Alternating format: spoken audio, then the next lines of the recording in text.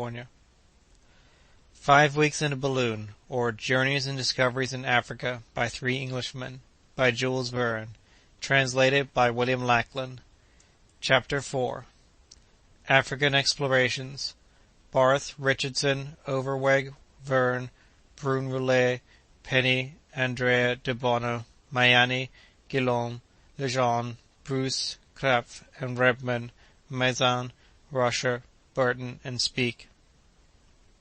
The aerial line which Dr. Ferguson counted upon following had not been chosen at random.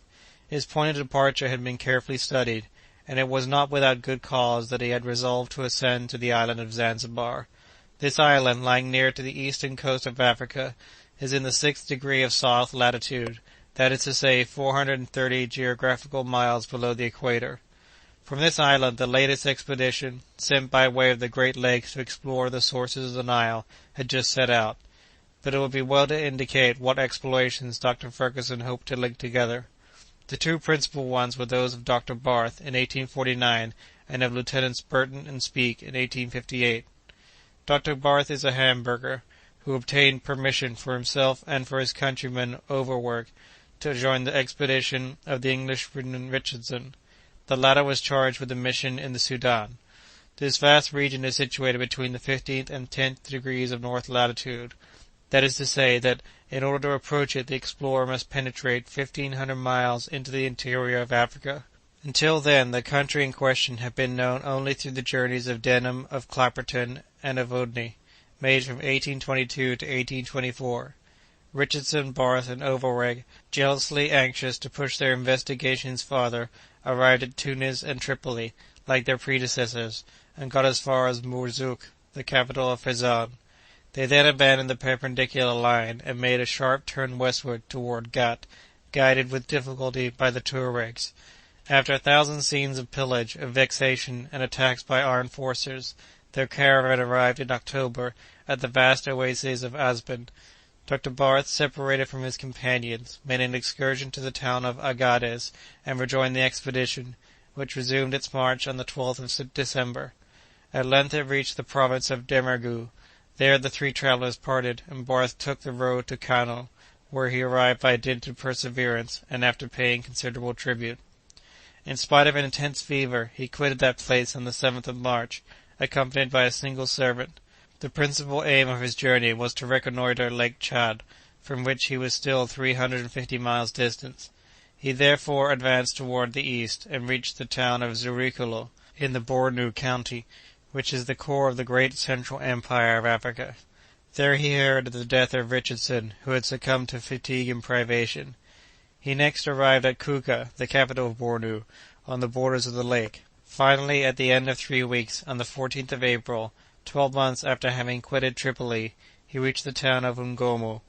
We find him again setting forth on the 29th of March, 1851, with Overweg, to visit the kingdom of Adamaoa, to the south of the lake, and from there he pushed on as far as the town of Yola, a little below 9 degrees north latitude.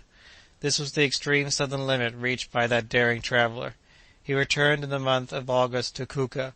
From there he successfully traversed the Mandara, Bargimi, and Klanem countries, and reached his extreme limit in the east, the town of Masena, situated at 17 degrees 20 minutes west longitude.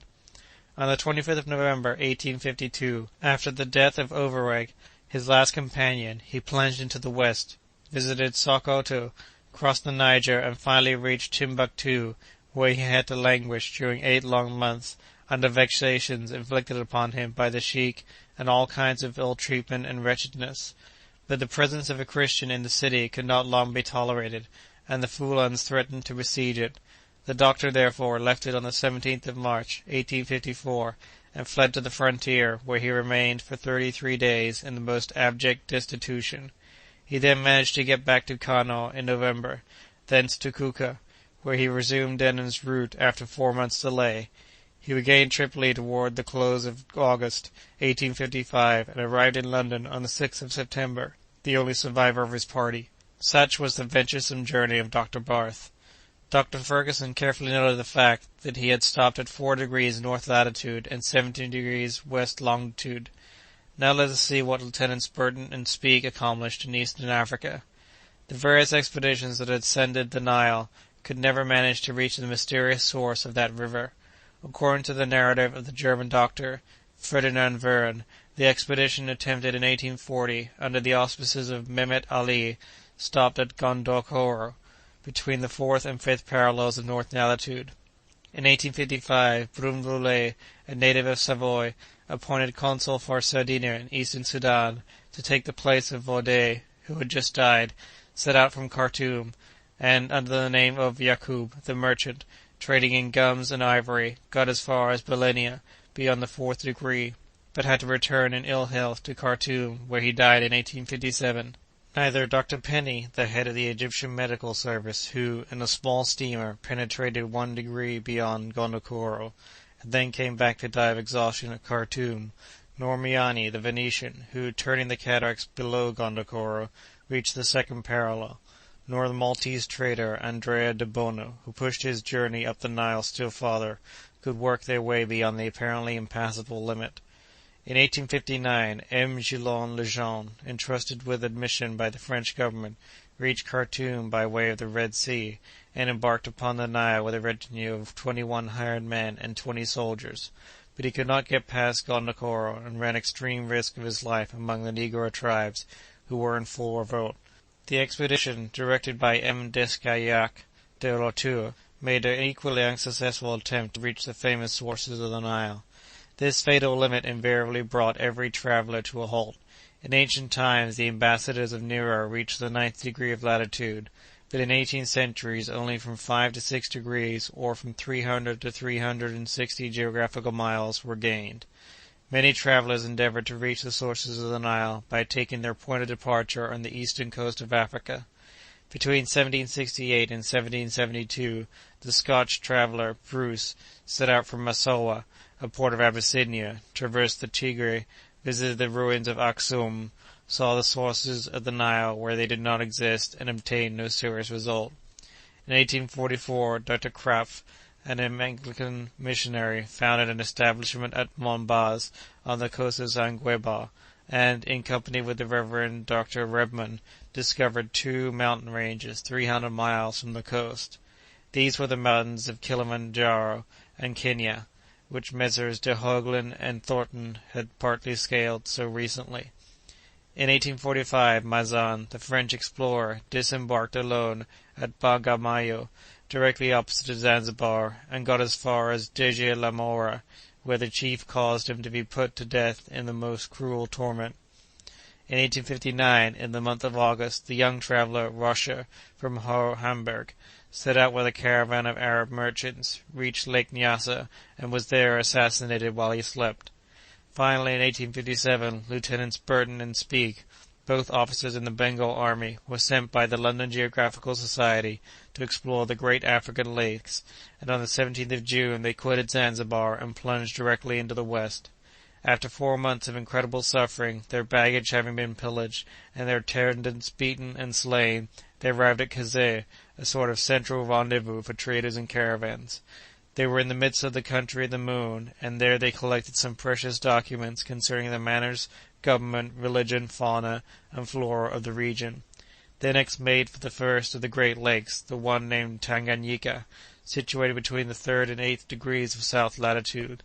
They reached it on the 14th of February, 1858, and visited the various tribes residing on its banks, the most of whom are cannibals.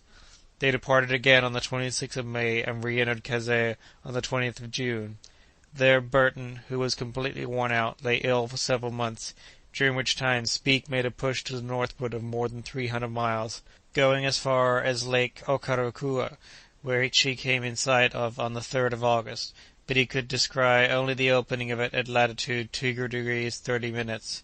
He reached Kazeh on his return on the 20th of August, and, in company with Burton, again took up the route to Zanzibar, where they arrived in the month of March in the following year. These 2 daring explorers then re-embarked for England, and the Geographical Society of Paris decreed them its annual prize medal. Dr. Ferguson carefully remarked that they had not gone beyond the 2nd degree of south latitude, nor the 29th degree of east longitude. The problem, therefore, was how to link the explorations of Burton and Speke with those of Dr. Barth, since to do so was to undertake to traverse an extent of more than 12 degrees of territory. End of Chapter 4 of 5 Weeks in a Balloon. Recording by Alex E. Talander, Davis, California. www.alexetalander.com